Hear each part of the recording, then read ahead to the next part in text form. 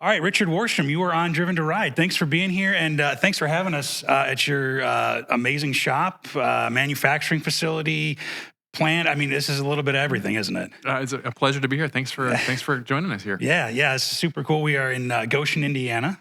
Can you kind of explain where Goshen is on the map of Indiana? Yeah, Goshen. We're about 15 miles south of the Michigan border. Okay. We're in northeastern Indiana, so 2.5 hours east of Chicago. I don't know. You drove in. Yeah, I did. It was about 2.5 hours. Not too yeah. bad. Yeah, depending on how fast you're going.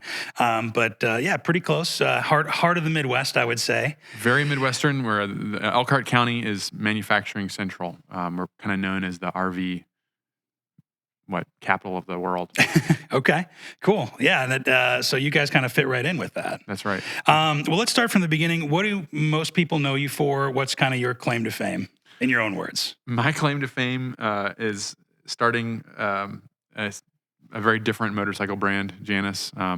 We build lightweight, small displacement, low-powered, slow motorcycles that look like, I think it's fair to say, nothing else on the road. Yeah, for sure. Pretty unique, yeah.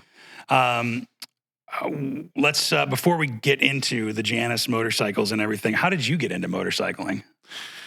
I got into motorcycling kind of accidentally slipped into it. Okay. I've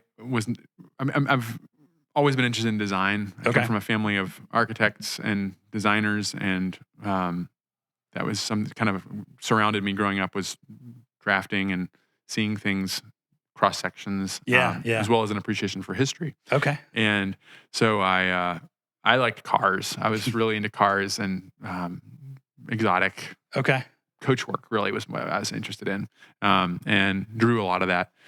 Didn't really have much interest in bikes. Didn't really understand it. And then in my late teens, I got into vintage mopeds. Oh, so okay. 2-stroke 50cc. They were fun. They were goofy. You just had a lot of fun on them. Had a Vespa. My mother had an old 2-stroke Vespa when we were growing up, so that was my first intro. Yeah. And then when I moved out here to Indiana to go to school at Notre Dame, South Bend is about 40 minutes west of us here. Okay. I brought, as my only means of transportation, a vintage moped, not understanding lake effect or any of these kind of concepts that we Midwest know. winter, Midwest anything winter, like that. Yeah, sub-zero temperatures, wind chill. Right. Yeah. But to keep that bike running, I found this local shop in Elkhart, right up the road from us here. And the fellow who ran that, we made good friends, and I ended up started working there over the summers, really just doing repair work. And it was through that the fun of these small displacement, lightweight, goofy things that I could understand. That Sure. You can take one apart and put it back together again.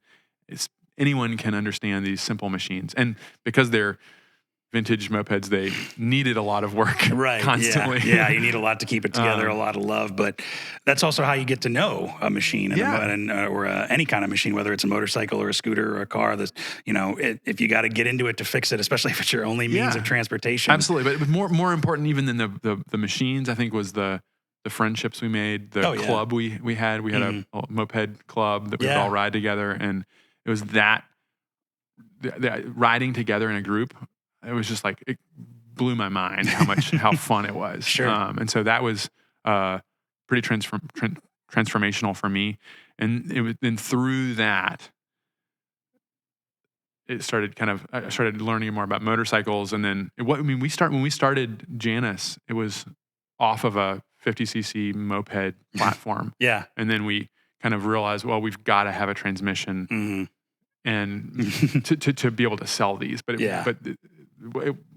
after it was through that then my passion for motorcycles kind of blossomed. Okay. Yeah, that's cool. So it was kind of a gradual thing. You didn't necessarily jump right into the motorcycle scene. It wasn't like, hey, I saw a Harley Davidson, I was like, oh, I got to do that, or a Ducati or whatever. Right. Not that at all. It was definitely kind of an accident. Yeah.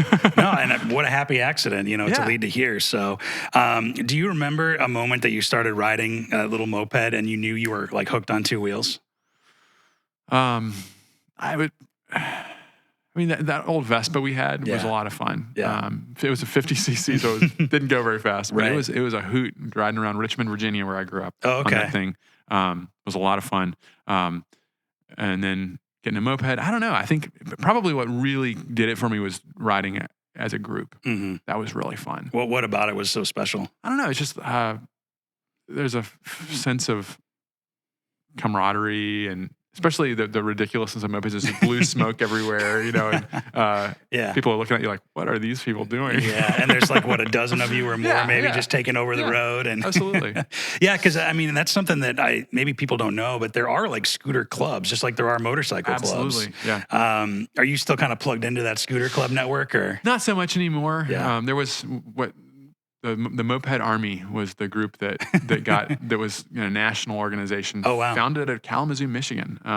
That we were a chapter of, but we would ride with our own group, which was called Motion Left. Okay. Because nobody had turn indicators. But then you would pack all your bikes up together, put them in the back of a truck or whatever, and go to a rally. Oh, wow. Yeah. In Cincinnati or Chicago or wherever. And then by that point you have like 300 mopeds going down Lower Wacker, and it's just like, that's cool. That is cool. Yeah, to be a part of something like that is super cool. So, so you had all this experience. You slowly got into motorcycles. What drove you to start Janus Motorcycles? Well, I mentioned that we were doing repair work at that shop, and then we gradually got into restorations. Okay. And then the restorations started selling, and then the next logical step was customization, and we actually had like commissioned custom moped builds. Really? Like wealthy people in Chicago. I think the producer for the Oprah Winfrey Show ordered one from. It was his business, my business partner's moped business, and it was really interesting. But we started finding the need to have different things done, like powder coating or polishing or welding up something. Fabrication of some kind of fabrication, yeah. something that our little repair shop, we didn't have a welder. We couldn't do. And so we started finding local people that could do that. And that's when we encountered the Amish. And we drove basically straight south from Elkhart. And you're right in the heart of this Amish manufacturing world. So a lot of people, when they think of Amish, they think subsistence farming. Right. But here in this part of Indiana, northeastern Indiana, the Amish are really more tied toward manufacturing. Okay. So the RV industry that we're surrounded by is a large portion of that manufacturing base is Amish. Okay. And it actually explains even their work schedule at these factories.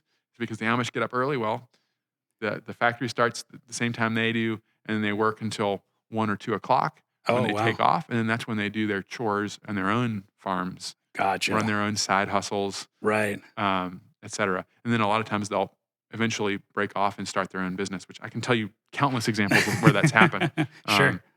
But we found a fabrication shop that was able to do, they had a history we heard of making, they'd done some funny car chassis for somebody. Oh, really? Okay. Yeah. And they had attempted to do bicycle frames. Okay. And so we're like, let's connect these two. Maybe this is the perfect place. Yeah, maybe we can do this. You're right. Yeah, that's who this chassis right here is 15 years later. Well, yeah, at this point, 15 years when we found them later, they're still making all these parts for us. Wow. And that story is true. Like we would ask them, who can do this? Who can do this? And it just started spreading. And you just grew the network. So kind of answer your question.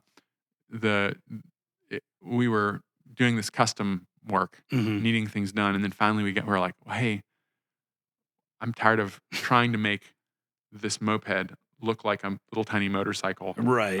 Let's see if we can start from scratch. Okay. And we ended up building something called the Paragon. I pointed it out to you up front. Up on the wall. We still have it up there, and that was our attempt to make a moped. Still has. We went to great lengths to engineer a pedals to it. Okay. But the way we wanted it, from scratch. Yeah, so chassis, completely. Fuel tank, seat, everything. Yeah. Handlebars, we made it the whole thing. Yeah. A swing arm, and we got some press. I think we were in at that point. Maybe Pipeburn was bigger than Bike XC, for it was there was one of those big custom alternative custom motorcycle websites. Oh yeah. Ran a story on us, and we got a lot of attention. Sure. And local. This is also, I should mention, a very entrepreneurial area. Yeah. We got a lot of people like actually telling us, "Hey, you should make these." Oh, really? You're getting support from from the community. Cool. And we did. Yeah. And that was really that was the genesis of Janice, was coming from this moped background, getting tired of working on other designs and wanting to do it from scratch. So I think you all were commenting on, these look like it's not a parts bin, it's from scratch as a cohesive whole. And that's absolutely true, because that's exactly what we've done, is tried to make it to an almost ridiculous level. I was saying before, like, I don't think I maybe do it as radically as I have, but or maybe would have taken some shortcuts, but we've really been able to design it from scratch exactly the way we want it to. Yeah, and that's awesome. Because you said, you did the design, you designed these motorcycles, and you come from a family of architects and draftspeople and that. Did you go to school for that? No. Well, Of course not, I mean, I did in an offhand way, but not the education that you'd expect for industrial design or product design. So my undergrad is in literature from a very small kind of liberal arts school. Okay. Which I credit with allowing me to think differently. A wonderful experience. And then kind of on a whim, I decided to go to architecture school. Oh, okay. And specifically Notre Dame. Notre Dame, if you don't know, it's a very, very weird architecture school because it's basically the only, apart from some kind of, really the only architecture school that teaches traditional and classical architecture. Oh, really? Okay. In the world. So not like the contemporary stuff modern, that we see. Everything is basically a version of modernism at this point. Most schools teach, and they very consciously teach a different. The first thing you do is learn the classical orders. The columns and types, and how to. And every project is hand drafted. Wow. They don't use computers and watercolor rendering. And considering it's like a Gothically styled school, aesthetically, that makes perfect sense. Part of it. But anyway, there's a lot to dig into there. That's why I went there, was to study that and really more for the architectural theory. Yeah. With one teacher in particular. Oh, cool. And I loved it, had a great time, and did do a lot of design. 3 months after I graduated, I started filming the Janice motorcycles. Oh, geez. So it was like, go to school and then Janice. But I guess if you're working on, the mopeds and doing the other stuff on the side while you're learning, and as a student, it kind of is a natural progression, isn't it? I think it was organic. It's just fast. I don't know if I would, choose to do that progression, or it doesn't necessarily make the most sense. But sure. But it's been instrumental in allowing me to do this because of I would certainly describe these bikes as classical motorcycles. Yeah. I mean, the first word for me is timeless. Yep. And how did you go about designing the frame? I mean, and the whole thing, because you did, like I said, you designed this whole thing yourself. Yeah. How do you even start designing a motorcycle? For me, it's very much like, classical architecture or traditional architecture, where we rely heavily on what's come before us. Mm-hmm. So, maybe a little foray here into this is worth the time, but sure. In a lot of folks, when they think of classical architecture, they just think, well, it's like one is like the same as the other. You're basically it's very derivative. Okay. It's just you're applying the same language over and over again. When in fact, I would argue the exact opposite is true. You just have it gives you your range of potential options opens up. Sure. You're using these conventions in new ways. Mm-hmm. You learn how to break the rules. It's like jazz. You learn the rules so you can break them. And and I imagine with classical stuff, you're not just going back for the last 50, 100 years. You're going back maybe 1,000 years. Several millennia. Yeah, so you've got so much more to work with and to play with in that regard. So motorcycles don't really have the same that much history to work off of, but that was absolutely kind of my approach to design, was to study as deeply as I could the history of bikes. And so, like, for example, the chassis is the starting point was, we're starting from scratch. We don't have 10 years of development behind this. Let's pick something that is a tried and true, iconic design, and then make it our own. So we picked the Norton featherbed frame, which you can definitely recognize there with the way that the frame tubes cross over at the headset. Now, it's a little different here on the Halcyon that has a hardtail. Right. So it's kind of strange. But if you were to see one of our Griffin or Phoenix, you'd immediately recognize that chassis. Sure. I mean, the same thing is true of a lot of other parts of the bike. We would take a design and then play with it. And that's certainly true of our chassis. It's been gone through many different versions, and we've adjusted things. Our leading link front suspension also is sometimes one of the first things people will notice about the bikes. Like, what is that? Yeah, what's going on? What's going on there? Yeah. But yeah, I think that's a great way to just kind of describe our design. Is we don't really focus so much on innovation for innovation's sake. Sure. Rather, it's like, let's find a really good design and then like adjust it and tweak it and make it perfect for our application. Yeah, I mean, that makes perfect sense. If it's timeless and it works, right? Why reinvent the wheel? No pun intended, really. I think that gets to something about motorcycles is that the reason we ride bikes, at least for me, and I would argue for most people, is there's an activity that's like unchanging. It was the same for Curtis when he was riding his motorcycles or Buell or any the reason all of us get on a bike. Right. We don't necessarily, our argument is need to keep trying new technologies and new ways to achieve that. It's pretty simple. Let's hone in on that. There's not that much to it at the end of the day. Yeah. So we're more about the activity that our customers are doing on the bike than we are about the technology that it takes to get there. And we've, in our experience, found that the less technology you use, the more direct that feeling actually is, that sensation, that experience you have on the bike is. Yeah, so you've kind of built that experience into the bike. I mean, like you said, it's cool because it is a timeless design, but you've got modern stuff on it. Yeah. So can you kind of talk about that mix between old and new on these things? Yeah, absolutely. So Janus, the Roman god, that we're named after, has two faces looking to the past and the future. Okay. He kind of exists in the liminal between things, liminal space, combining things together. January, I always tell people, is the month of Janus, the beginning and end of the year. And so when we were setting out to build these bikes, I mean, it goes right back to the kind of what we were talking about. How do we make a motorcycle that takes advantage of all the beauty of the history of motorcycles? That we don't have to cover it in plastic or make it, we don't have those limitations of mass manufacturing.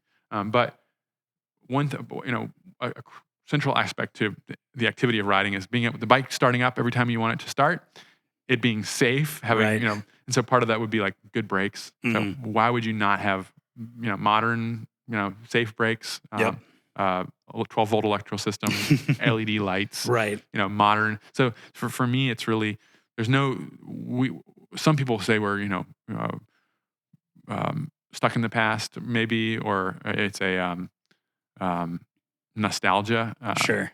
For me, this is not a recreation. Well, one question maybe somebody will ask is, well, what bike is this? What period are you recreating? Oh, okay. I'm not recreating any period. This is a 21st century modern motorcycle that is trying to just look good and take advantage of what a bike is. So yeah, the styling cues, I mean, are timeless, so it doesn't matter. Yeah. It can be new. Well, let's talk about that a little bit because I think on your website, on your LinkedIn, pretty much everywhere, you say you get a lot of why questions a lot. What kind of questions do people ask? You talked about it a little bit, but what other questions do you get about like why, that start with why, and how do you address those? Yeah, I mean, you can imagine right off the bat, like the world that the motorcycle culture, especially here in the United States, is one of, loud is typically seen as a really good thing. I mean, you commented, wow, it's a lot quieter than I thought it was going to be. It is. It is a quiet bike, yeah. But what do you expect? It's one cylinder. I mean, it can't be that loud. Yeah, but So loud, powerful, fast, leather, black, whatever the things we can, adjectives we can add to this. It's either a rumbling Harley or a screaming super sport, really. Right. Yeah, that's what everybody's after. And technology, whatever, ABS, traction control, wheelie, whatever, auto shifting, all this stuff. That's kind of the name of the game that most people assume in motorcycles. Sure. So when you tell them, hey, it's 14 horsepower, they definitely ask, and then you tell them it costs $9,000. They're going to say, why? Yeah. And if they don't say why, their buddy is going to ask them why Yeah. when they see it in their garage. And so in retro, we've gotten a lot better at answering that question as we go along, I guess. Sure. Like at first it was really just no market research. This is what I want to do. This is what we want to build. We're going to pursue that. Yeah. And but gradually, I think the fact that we still are around attests to the fact that we tapped into something that was meaningful to more people, and that is the idea that we've started calling rambling, and that's that activity that you do on a motorcycle. And so our answer to that kind of why, and I think this would answer most of the why questions that people have when they see a Janus, like it weighs how much? There's just a lot of whys. Sure. As you can imagine, is we're building a motorcycle that is intentionally setting aside what we see as things that can distract from that activity, that sensation of riding, that experience, which can be all kinds of, an obsession with comfort, cup holders, an obsession with smoothness or efficiency or speed or any number of things.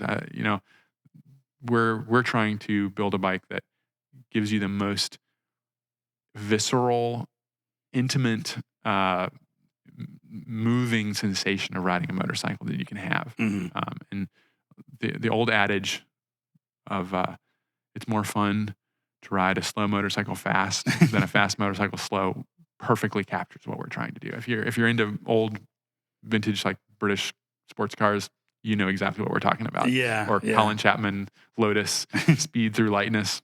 That's what we're talking about. Yeah. Well, let's talk about the specs a little bit because I'm sure that'll have somebody asking why a little bit. But give me the quick spec sheets on you've got the Griffin and the Halcyon right now are your two main models. Yep. And they come in two different displacements. That's right. 250 and 450.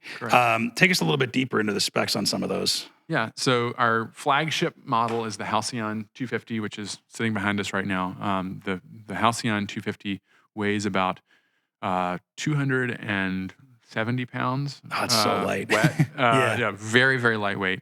It's some people might describe it as a minimalist bike. It's just pared down to the absolute bare minimum. It's narrow, relatively slender tires. It has a horsepower, about 14 horsepower out of a single cylinder, air-cooled, carbureted engine. And let's see what else. Other specs. 5-speed transmission, leading link front suspension. So instead of a telescopic fork, it uses basically a swing arm on the front of the bike. And a lot of reasons for that, but a lot of the reasons that we make things the way we do is because that's what we can make here with our small shop. Everything is hand pinstriped. Wow, that's impressive. Handmade leather seats and battery covers and luggage. Those are the basic specs on the 250. The 450 is basically the big twin of those models. We've been the Halcyon and the Griffin 250. Well, I guess you say that the Halcyon's hardtail. The Griffin is a soft tail. Then you step up to the Halcyon 450. It's full suspension. We knew when we got to the larger bike, higher speeds, that we needed to have full suspension. It's a fuel-injected bike at that point. About 30 horsepower, about 360 pounds. Again, a 5-speed. Still pretty light. 5-speed transmission. Yeah, real lightweight. Still pretty light. Air-cooled with an oil cooler. And very similar, just scaled up from there. And then we've just launched our Griffin 450. It's in prototype form, and it will be a more capable off-road bike. Than our smaller one. Yeah. Wheel, suspension, the whole 9 yards. Yeah, it's right in front of my field of vision, and it's this awesome brushed aluminum. It's a sick looking scrambler, and it's kind of got some rust and some love on it because you've taken it out. And I think you should just leave it like that. I think a ratted out Griffin 450 would be super cool. So absolutely, yeah. You mentioned that you work with what you build or what you can make in the shop that we're in right now. Yeah. Tell us a little bit about the shop and tell us what you fabricate here, because a lot of these parts and pieces are made here locally, in Goshen. So we're in a historic dry cleaner right in the heart of downtown, behind the theater, coffee shop, record store, police station. It's real picturesque. And what we do here is assembly, as far as building the bikes. Mm-hmm. We're actually sitting in the final assembly bay. We can build 4 bikes in here. Skylights, a lot of natural light. Yeah. We're surrounded by the parts that will eventually end up on bikes. And right here, you'll see basically a bike starts as a raw frame and is built all the way through to the finished product by one person. There's no assembly line. And parts will show up at the back door. We have a old black van we call the milk van, driven by Ray the milkman.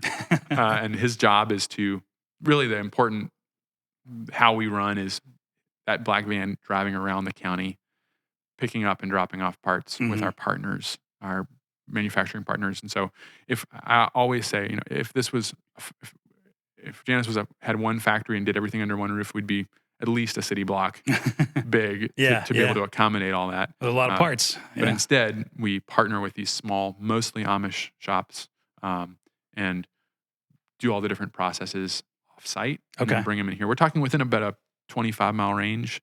It's pretty small. Very small. Yeah. And then they come back here for final assembly, pre-assemblies, finishing, like pinstriping, and then final, like a road test, and they're detailed and ready to go. The other aspects of things we do in this building would be like all the sales and marketing and service work, right, design.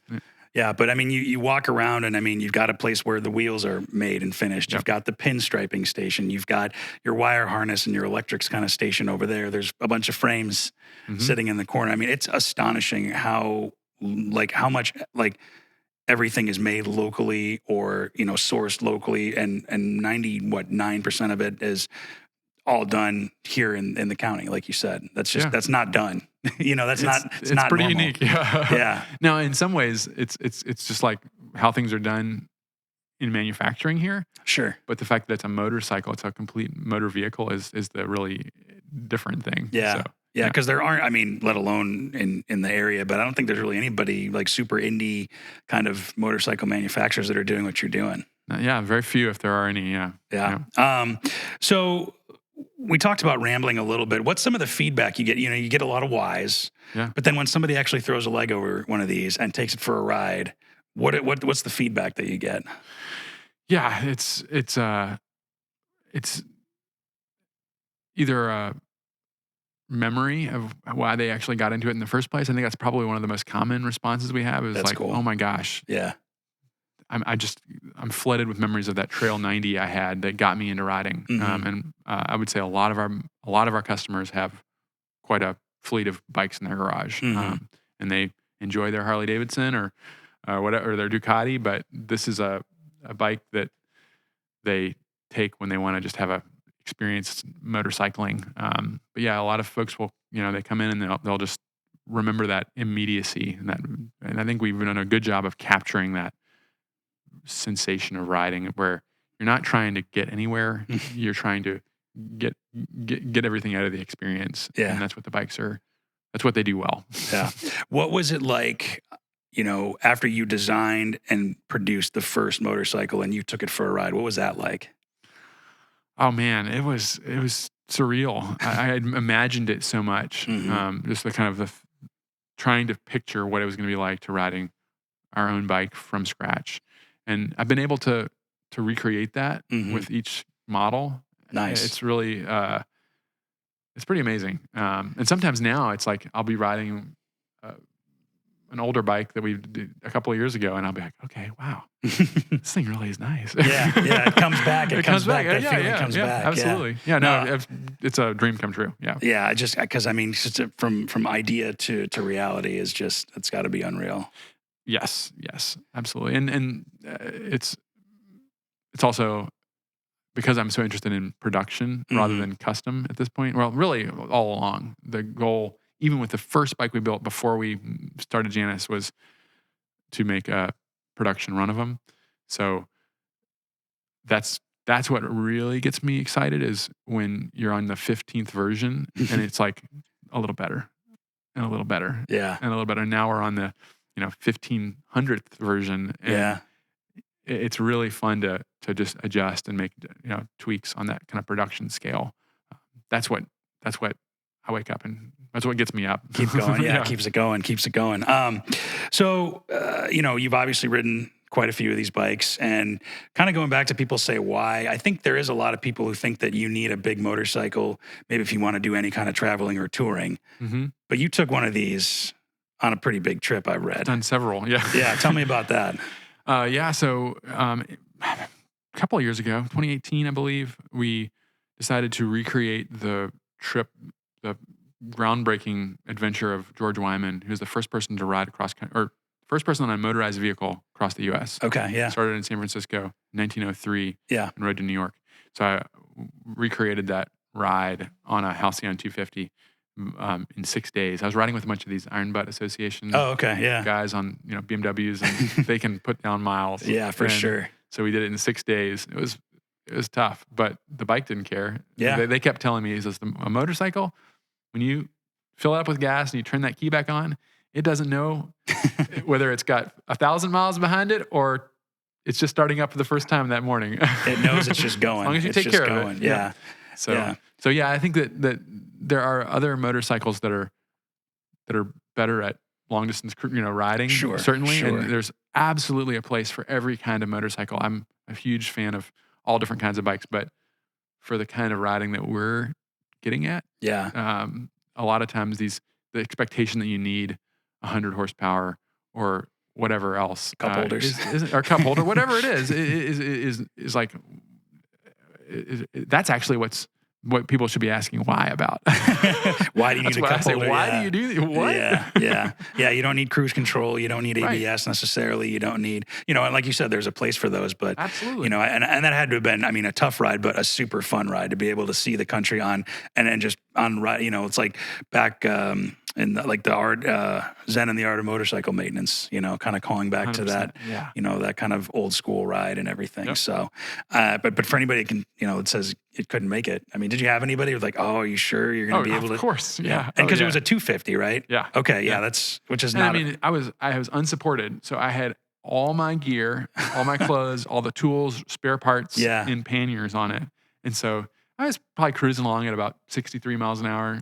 And the problem was just, you got to have a lot of time in the saddle to make 750 or 1,000 miles a day. Yeah. So I was just going, rambling. just rambling along for 12 hours a day. Yeah. But the other thing too is you get to, if you're doing 100 miles an hour, and you're cruising, that's cool. But I feel like slowing it down really helps you, like you see the area you're in and see the environment. It's like, I took a ride from Boise, Idaho to Yellowstone, and one of my favorite parts was going through eastern Idaho and the farmland and stuff. And it was just like, my buddy was like, "This is like riding in a painting," And that for that kind of riding, like 70 miles an hour on a bike, like interstate travel. Yeah, that's one thing, but you're not seeing it. Anything less than that, the 250 can do. Mm-hmm. It's sweet spot. Sweet spot is 60 something miles an hour. And 2-lane roads, that's the kind of riding that you want to do on a motorcycle. When we're on a bike, we're looking for the curvy, picturesque road. We're not looking for Interstate 80, And so that's why these bikes, like, when you can use every gear, you can wind out every aspect of the bike. You can find the limit of the bike is not way beyond your riding ability either. Sure. You can constantly be testing that limit and having fun and really using the full capacity of the machine. Mm-hmm. In the kind of riding that we all actually search out. Yeah. It's accessible and it's right there. So we've talked about kind of rambling and this lightweight, easy goes kind of motorcycling or whatever. You actually wrote a book. Yes. About all of that. Can you tell me about the book and what's in it? Maybe a brief synopsis. Your philosophy behind doing that. Yeah. So we've been thinking about this whole idea of the activity of riding. What is different about GNS? What is this activity? Rather than saying we're making lightweight, small displacement, handmade. The category gets smaller and smaller and More smaller and and more harder niche, to describe. Yeah. And instead, think about what is universal about this and how does it make it more inclusive. And so, by thinking about the activity, you can do this on a sailboat, on a vintage car, Sure. or not even vintage, but like something with character. Right. Automatic. Mechanical watches, wine. All these things are things that have to do with an activity of enjoying the journey. Yeah. And so, as we thought about that, we were trying to write. I was just writing blog posts basically about that concept and different, applying it to different aspects of life. And then we came up with that idea. Like, what would we call this? What is a single word that everyone can understand? And we came up with the idea of rambling. Yeah. And that's the category that we're kind of trying to create, because there really isn't another bike out there that's trying to do that today. Right. And so the Rambler's Companion is the book. And the Rambler's Companion is kind of a cross between a treatise or a manifesto on rambling and a how-to guide. Okay. It's a short little book. You can read it in practically a sitting, but it's sort of a way for people to answer that question and to enjoy the process a little bit. So yeah. Why is rambling and kind of this style of motorcycle, mechanical watches, that kind of stuff, why is that so important to you? Where's that come from? Well, I think it probably should be important to everybody. It probably, yeah. I mean, once you start thinking about it, yeah. it's the things that make our lives better. They're enriching. One of the things that I talk about in the Rambler's Companion is the idea of what leisure is. A lot of times people think leisure is like lying on the sofa and like wasting time. Sure. And I take a very different approach to it and say leisure is what you do to make yourself better. It's not necessarily, it's taking time and not necessarily being efficient about or practical. It's about transformation. Okay. And that those are things that serve that develop meaning, that you have a connection with, that you can pass on to your kids. They participate in that, and so yeah. That's what we're trying to do. I love it. Well, I want to give you an opportunity to brag for a minute, because you've gotten some, like you said, when you first made that moped and got some attention there, you've gotten some pretty big attention from some of these motorcycles, haven't you? We have. Yeah, we've gotten I think it's because it's relatively audacious to try and make a motor vehicle from scratch, especially the way we've done it. But we've gotten on Jay Leno's garage, which was just incredible. So much fun. Yeah. Not just for the publicity, but to visit his collection. And you got to meet him and everything, right? Meet him. And wonderful person, so knowledgeable. Oh yeah. We've been able to Wall Street Journal, New York Times, been to the White House really with our bikes, which is really cool. It's been a wild ride to say the least. Well, and you just the Griffin 450 is coming out this summer. You're prototyping it and testing it right now, which is super exciting.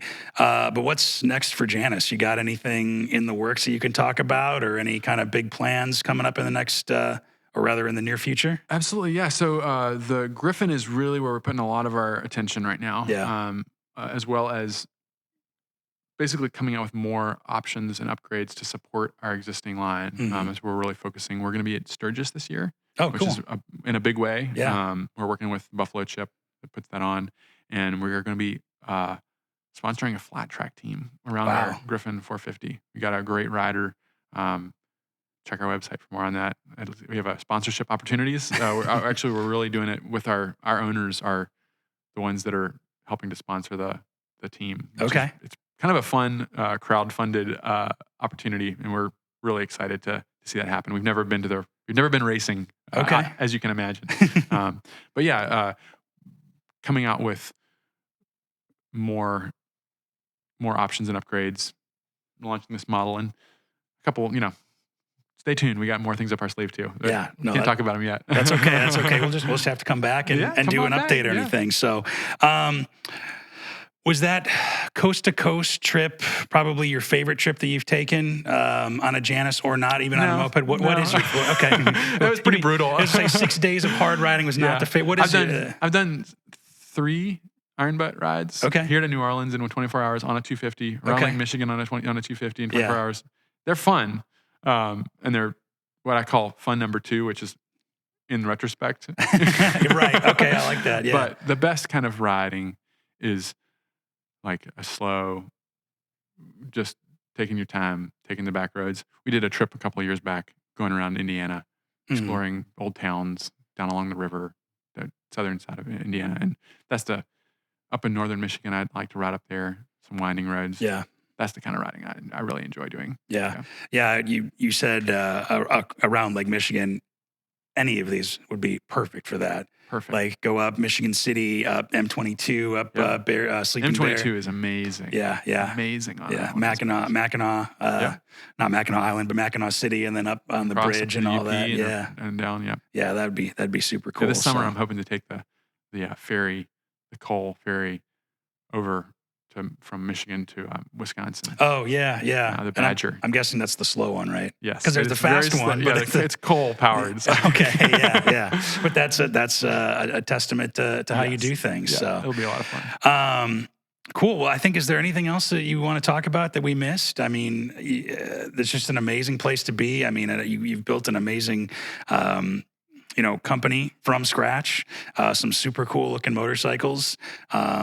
And just a beautiful place to do business. So congratulations on all the success so far. Yeah, thank you very much. I wish that this was, I don't because it'd be really loud, but it was during the week so you could see that the team here working, we're blessed with, it's not just me that's doing this. There's a whole team of folks that are incredibly dedicated, incredibly skilled and passionate about what they're doing that are creating these bikes and creating something that's so meaningful to our owners. So, so it's a good place to work, fun adventure. Yeah.